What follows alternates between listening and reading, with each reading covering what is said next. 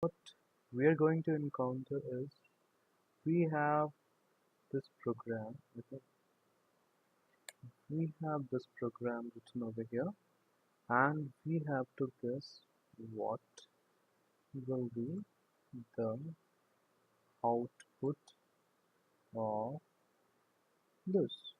Okay, so this is a simple question. We have one function called foo1 and we have another function called foo2. Both are returning a property called bar, and both values are hello for the property bar. And we have these four statements which we have to execute. Basically, we want to know what will be the output of it. So when you see console log for one return, means to say, okay, it's quite obvious that it's a print statement. So I'll get foo of one returns. Console log foo1 function, we are calling function this one. So what will be the output of this one? This should be bar equal to hello. And for this one, foo2 returns. And similarly for foo2, will give the output as yellow. Now let's run the program and see what actually is the output. See,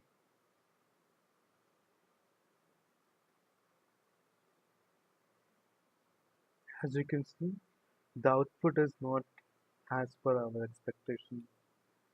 See, this one, this console log foo of one function call, it returns object with property bar as hello.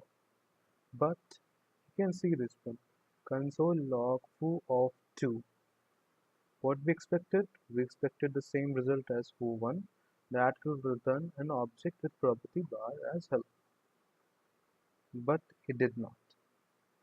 So JavaScript acted in a funny way for this scenario. The explanation is JavaScript does not expect semicolon after each statement. Okay, it automatically detects it as semicolon. So what you can see in foo2, after return, we have this curly brace in the next line. So what it assumes it as, okay, the statement is completed and it returns.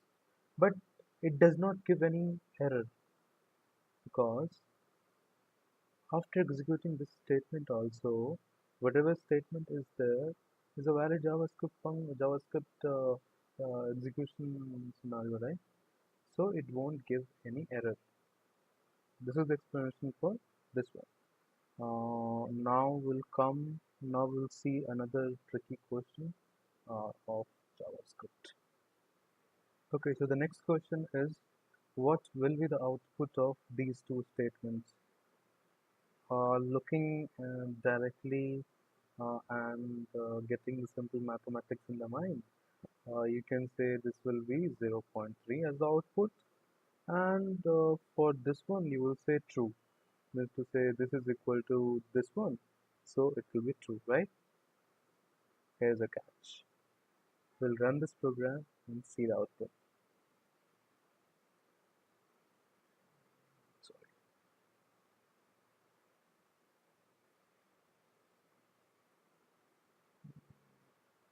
A previous program is still running, so you're getting okay.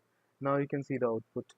0.1 plus 0.2 does not give 0.3, but it gives this value 0.3000004. So whatever output you are getting for this summation, similarly when it compares it with this one, it is not equal.